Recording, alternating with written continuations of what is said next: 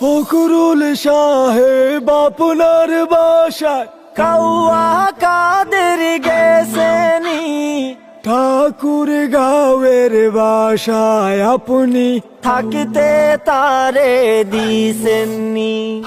ফখরুল সাহেব আপনার বাসায় কাউয়া কাদের গেছেনি, ঠাকুর গাঁয়ের বাসায় আপনি থাকতে তারে দিছেননি।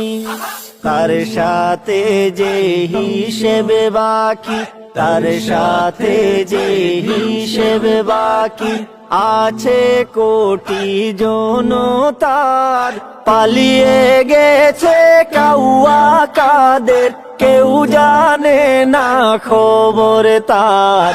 ভালো হয়ে যাও ও মাসুদ ভালো হয়ে যাও।